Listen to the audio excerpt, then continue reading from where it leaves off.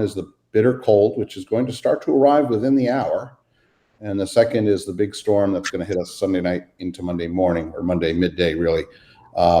We have to go through a process when we use this technology where we have to propagate the various pages. So Ronni is going to start that process now. Ronni, you should see the feed by now. It has appeared, and I just need to share it. Right this time. It's a little bit cumbersome, but we're working on it. Good. All right. We're a professional outfit here. We get things right by the second time or else. So, and then we're going to get some thoughts from the mayor on preparedness, safety, what the town's doing to be prepared. And then maybe we'll talk about a few other topics too, whatever's on her mind. Because whenever I get the mayor on, I always like to ask her, what's on your mind? It's my favorite question to ask you. So, but I'm going to hold off asking that for a few minutes. So, and are we on Neighbors and Friends? Because I'll let Patty know.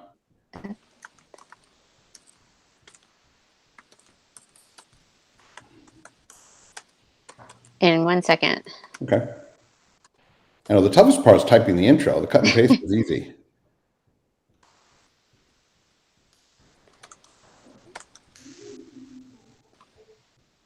Oops.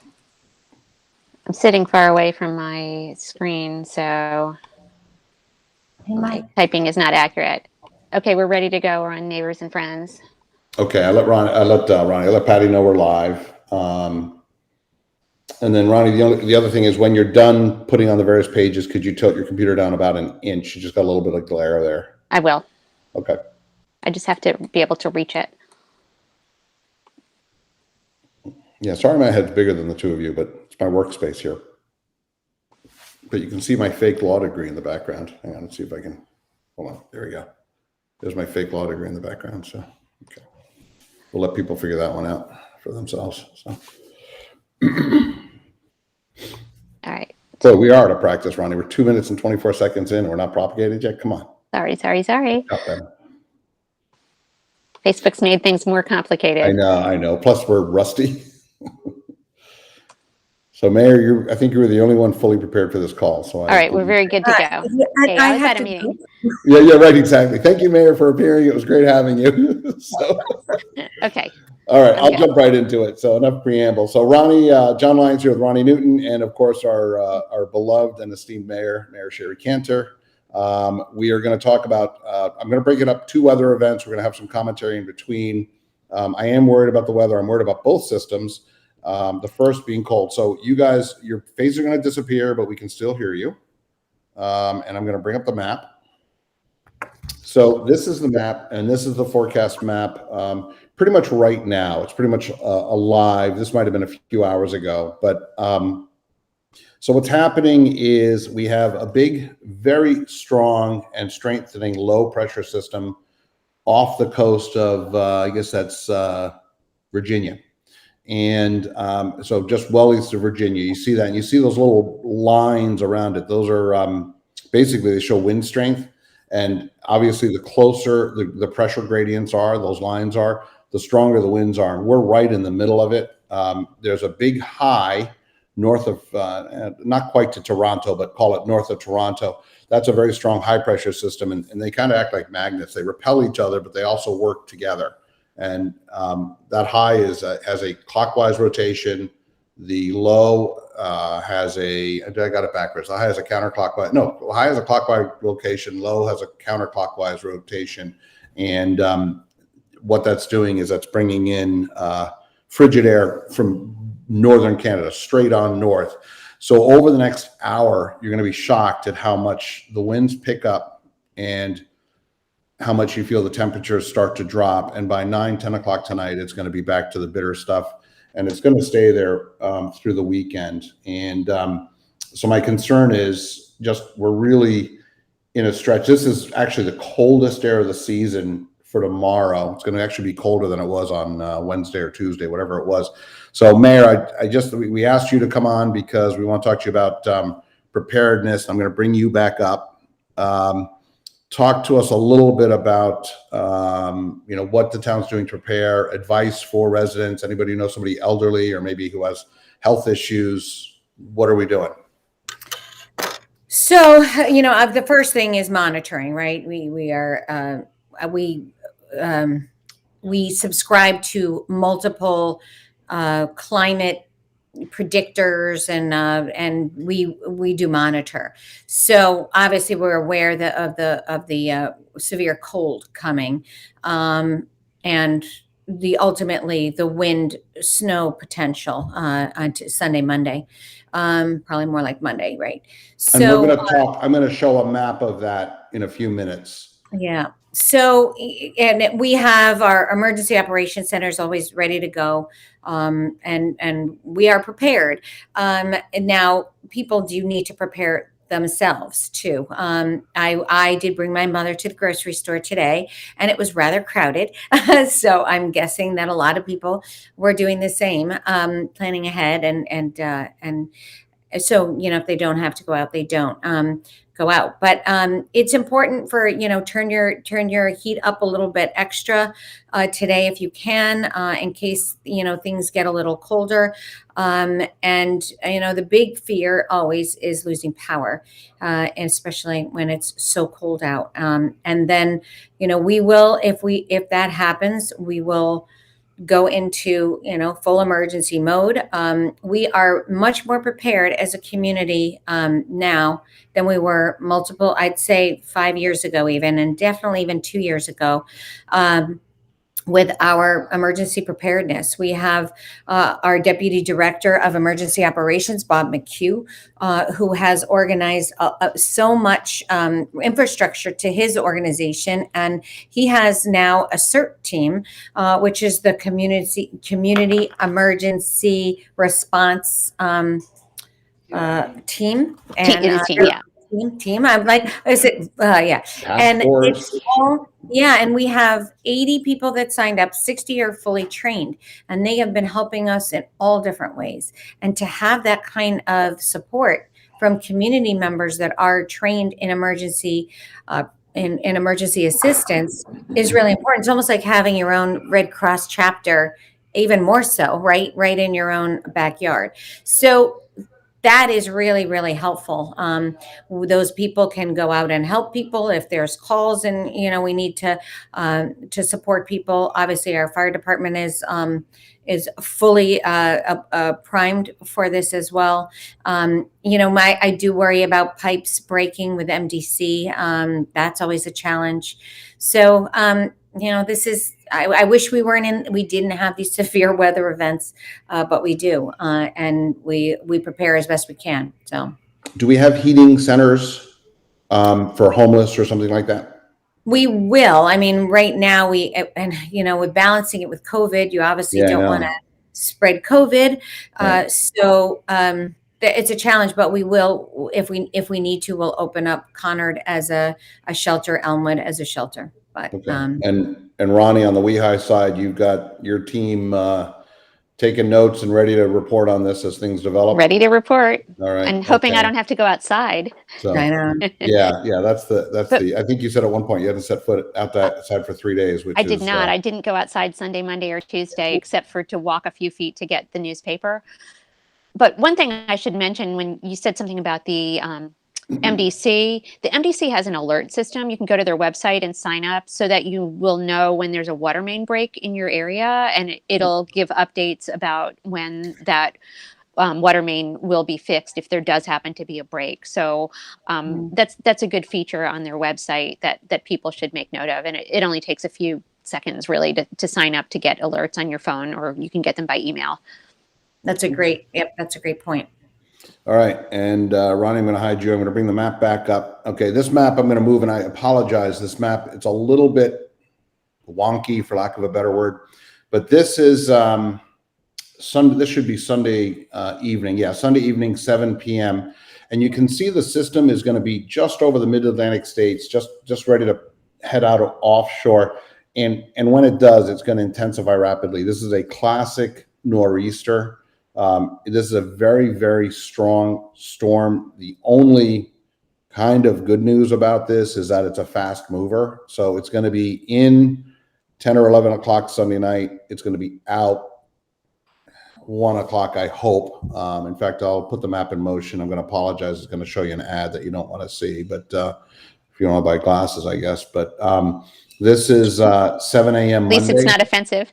Yeah, no, well, you'll laugh. It actually showed a political ad previously, and I had to change my Google settings to block it. So, and it's non-discriminatory. It'll show either party and all that. So, but this is now you're going to see the storm is almost due south of us at 981 millibars. It's a very powerful storm. So the concern here is the winds. Now, the other thing I'm going to show you, look at the position of the low. If you look, it's probably due south of Newport, Rhode Island. But when I go to the next slide, unless they fix this, look where the low is now. It's north of us. Okay, now you see they kind of put a wobble in there. Mm. I don't believe the wobble. Okay, if that wobble actually happens, it's good for us because we're on the west side of the center. And when you're on the west side of a low, the winds are much less severe. I think that L is going to stay to our west all the way through. I think we're going to be subject to the worst of the winds. And the winds are the concern here. Everything east of that low is going to have a south or a southeasterly wind. So anything coastal is going to flood. We're also going to be, I don't know if it's the actual full moon, but we're going to be within a day or two of the full moon. So that the natural monthly tides are going to be at their highest. So that's a concern too. And then obviously we've got stuff falling out of the sky. So, and that's the hardest thing to call, is how quickly can this system wind up and displace the cold air that's going to be in place of frigid air for the day Sunday, with milder air that's going to support rain all the way from the high levels of the atmosphere all the way down to the surface. So I think 10 o'clock, 11 o'clock, and Mayor Cantor, I'll ask you, what is John Phillips, what are his crews, when are they going on active alert? What do we know on that? I'm not, that's something that staff has discussed. I'm not Okay. sure exactly, but Okay. I know. I know he's on top of it, so no Yeah. issue there. And I know you're on top of it, so no issue there. But I think it's going to be a long night for these guys on Sunday night. The good news is there's no school on Monday. It's Martin Luther King Day. That's the good news. But I think, best case scenario, you're going to wake up to 33, 34 with, icy, snowy, everything, and rain, heavy rain and winds falling out of the sky. And then if you look here now, the other thing that I'm seeing with this new map, and these maps update every few hours, is I was calling for this to really be out of here by 1, but this map is showing that it's going to hang around past 1 and maybe to the mid-afternoon. This map is for 7 p.m. Monday night, and you see the low is now up over the Canadian border, New Hampshire, Vermont, Canadian border. And you'll see there, I'm never as confident on stuff on the south side of these lows. So I really think it's still depicting snow just to our north. It's just not going to happen. In fact, I wouldn't be surprised if we're seeing sun or broken sun later in the day. But 1 o'clock might be a little optimistic. It might be closer to a 15 or 16 hour event rather than a 13 or 14 hour event. So let me go back and I'll bring this map out, and I'm going to bring us back up. Boop, boop, boop. I'm getting good at this again. So man, I guess we talked about John Phillips. His crews are ready to go. With the ice storm the other day, we spoke with Matt Hart, not on live show, but just in terms of Ronnie did a story, and then I had conversations with him earlier when we were talking about the conditions of the streets. And he talked about this brining issue because there was not enough rain to activate the salt liquid. In this case, there's going to be ample rain. You're comfortable with whatever technology they're using? Yeah, yes. And I will say that ice storm, it wasn't unique to us. Everybody was hit the same way, because there's not an effective treatment for that kind of ice, that the way it hit us. Misty ice. Yeah, it's really, really challenging. So when I spoke to John, he said it was kind of a combination of what the temperature was, and it was very cold, but then it was wet, but not wet enough for what was falling out of the sky to activate the brine solution, but it was too cold for some of the other possible solutions to work. And it was just kind of a combination of the worst case scenario for treatments on the roadway to be effective. And Yeah. when the moisture started arriving, it was right at the same time as school buses were leaving. Yeah, Yeah, it was rough. it was Sorry. really, yeah, Go ahead, Mary. it was really unfortunate. I mean, just everything was like Murphy's Law. It was, again, fairly short lived, but it was really disruptive, and it was very scary. And the winter weather advisory only went up at, and I'm not looking, I think it was 3:45 a.m. So you had effectively 2 to 2.5 hours of notice, and that's a tough one at that hour because not a lot of people are monitoring, their various sources, including yours truly. So that was a big miss. So John, can you see the question that's in the chat? Somebody asked, somebody says, well, they're only hearing 3 to 5 inches of snow. Doesn't sound like a big deal. I think that's accurate. I think the story here is the strength of rain and strength of wind. I mean, this is a powerful system. Yeah. And the other thing I want to say is, I always preach, when I put the posts up around town or I do a story for you, Ronnie, on the weather, I always preach drama. Like I hate the weather drama, and you get these TV weather and you got the flashing alert at the bottom and it's like this, like the world's ending. And but then the problem is last Wednesday happens and it takes everybody by surprise and creates havoc and causes broken wrists and damaged cars and fear. I can't even imagine the fear. Patty Albee, who's the admin of Neighbors and Friends, talked about one of her kids took 2.5 hours to get from her house on, I won't say where she lives, but on the east side of town over to Hall. And, normal 12 or 13-minute drive, I would think.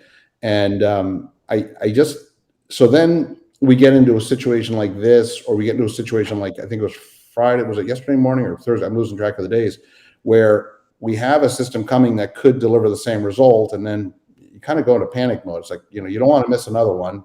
You don't want to let down, Ronnie will tell you, we talked 100 times that day and I felt like I'd let the town down, not talking about it, not being on top of it. And you don't want to let people down. So where's the line? So I don't want to create a panic, but this storm's, it's a powerful nor'easter. You got to treat it as such. It's going to dump a lot of snow and then probably ice on top. And you got to treat it as such. And which is why I asked to do this live and why I asked the mayor and Ronnie to come on, because we want to convey this is serious business. And just a reminder, Public Works has said that it's really having a parking ban and having the roads off, the cars off the road helps them so much to treat the roads and make them safe. So if you, when you're thinking about your plans, make sure you're ready to. Has there been a parking ban announced yet for Sunday night, or will we wait for the storm warnings to roll? I don't think it's been announced yet. I don't do those. That's right. So, but I'm pretty sure there's one coming. So Mayor, we decided I just got to this ask tweet you a that bunch said of questions that we knew you wouldn't know the answers to, and you're not in charge of. So we just wanted to pick on you. So no, sorry about that. We do know it's not your call. We let the town know it's not your call. So we'll stick with this for a minute. So yeah, sounds like some loss of power is possible. Jason Dorn, absolutely right. I've been posting that all week in my reports about this. I think there will be scattered power outages. If we get a lot of accretion, a lot of accumulation of ice on power lines, there will be a lot of power outages. I don't think that's going to happen. That's not generally the properties of these storms, but we didn't think last Wednesday was going to happen. And then John Kirkjian asked, would it make sense to snow blow before it turns to rain? This is a tough question. My daughter said, hey, should I buy a snowblower? She bought a house this year or last year. This was a big deal. She bought a house. She's now poor, but she owns real estate. And I said, don't buy a snowblower. I said, the bulk of the storms are like this, and snowblowers are just not effective. And they're also, these are widowmaker storms. These are the storms that, you're a 55-year-old man in good shape or woman, and you go out and you start to shovel and something really bad happens. And I've got 2 friends that something really bad happened to within the last 10 years. Don't try to shovel the stuff. And if you do, plow it, don't lift it. And check on your elderly neighbors and friends. So anyway. And that's important with the cold too. You know, give people a call, just make sure that they're doing okay. It's really hard. I mean, Ronnie is not an old woman, but she doesn't like the cold. I do not like the cold. I know that. But really, people don't like to go out in the cold or eat or can't. You know, if you're older, it's just risky. It's hard to breathe. It's, you know, it just check on your neighbors, make sure they're doing okay. And you know, just try to stay warm and be patient. This will pass. And the good thing is, like you said, it is Martin Luther King Day weekend. We have done our programming virtually, so you can stay in on Monday morning and watch the program at 10 o'clock. So I was going to ask you to promote that. So let's do that. Let's talk about the big Martin Luther King event online. Yeah, so it will be you know, really wonderful. And Janae Woods Weber, or Janae, is going to be the keynote speaker. And of course, we have our incredibly talented students performing. Earl Exum is the MC. And it's, again, Renee pulls this all together, and she does such a fabulous job. A lot of thought is given into, you know, is put into this between, you know, WASCO, the West Hartford African American Social Organization, Social and Cultural Organization, or Concerned Parents of Color. So much input, and the message never, you know, it's more important every year. You think like, oh, you know, 50 years ago, and it's more important and it's more. It's a shame, but it is. You're right. It's a shame, but it is, and so. I encourage you all to watch it. All right. So we have the mayor. We have you for the first time in a while. This is not an official show. It's a weather special report, but I never let one of these go by without saying to you, what is on your mind? Do you have anything you want to talk about before we say goodnight? Nothing. Good. I like it. Good. Oh, everything's been so calm. So no, there's a lot. There's so much going on, good and challenging. And obviously, the whole COVID, the contagiousness of the Omicron variant is just beyond. I've heard people say, I was on a call yesterday with it's the Bloomberg Harvard. They do this through the U.S. Conference for Mayors, and they talk about what's happening, and you know, the epidemiologist gets up there and says, if you have cold symptoms, you have COVID. I mean, it was just that, like, you have to assume you have COVID if you have any symptoms. It's that contagious. So anyway, obviously it's keeping people healthy, keeping our schools open, keeping our businesses open, and just, you know, and just functioning. Let's talk about schools. I'm hearing there is a very high level of absenteeism of students currently, but the numbers either steady or dropping. They stabilized, and the expectation is next week they will we'll see a precipitous drop. I did get the data today, and I have not seen it, but I did hear that from the state or from the town. The what town data? I haven't. So if you look at it week to week, it's actually every day this week has gotten a little bit better. Mm-hmm, right. So if you look at this week compared to a week ago, right, there are fewer cases between today and last Friday than there were between yesterday and last Thursday. And we heard that verbally from the schools, and we've heard that anecdotally before I read the report. But yeah, we do believe the peak we're cresting, but we're not out of the woods, and there's still a good amount of community spread. And so, you know, obviously it's the town manager's call. People think it's the mayor's call, but the mandate, we do have input, and our intentions of how we feel the community should be protected and acting, is a part of our executive policy group decisions. And so a mask mandate is important when you have this high community spread. But the hospitals, the thing is that the hospital, things are stabilizing in the hospitals too, but their capacity is really challenged right now. So that's worrisome, right? Yeah, next 2 or 3 weeks could be dicey for UConn and some of the other some of the other hospitals, it sounds like. Thankfully, statewide, the last 2 days, hospitalizations have dropped a little bit, Right. and Ooh, that's the good. positivity rate has dropped a little bit. It's still high, but it was actually slightly under 20% today.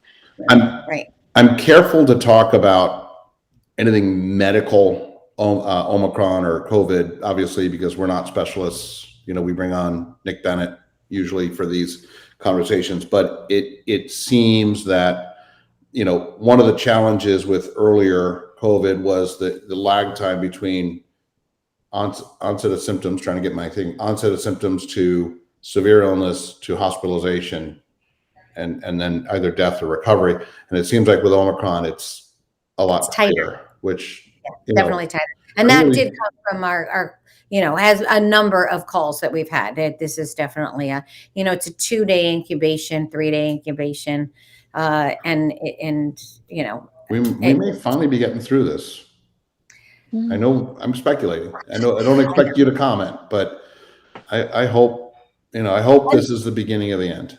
and we are going to have to live with it. And I do know that, you know, we did a mask advisory first before we went to a mandate, because we're not going to be able to do mandates. February 15th, the governor's executive power might be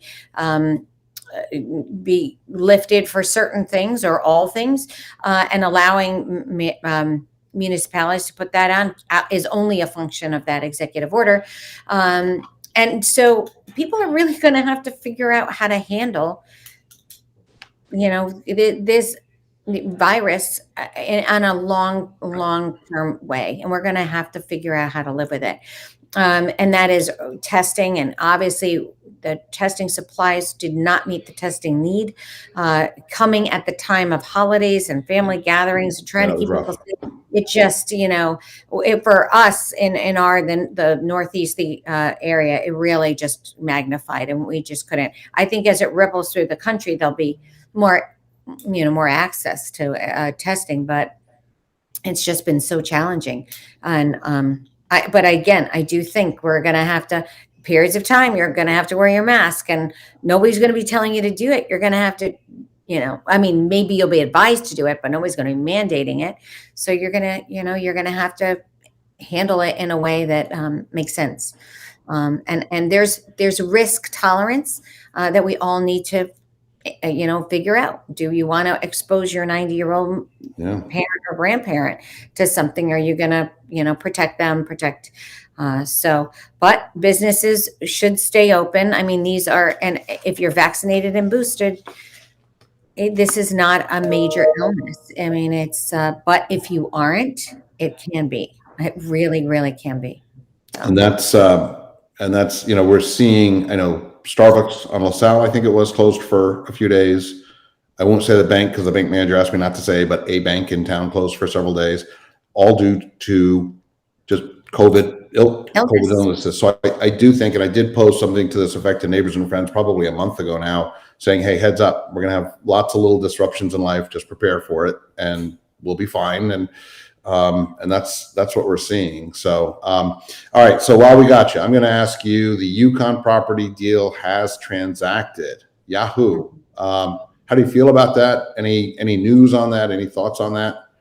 Very excited that there is a developer that is really excited to be in West Hartford, and you know, we have not seen plans yet. I know they're talking to staff and regularly, and so we expect to be hearing something soon.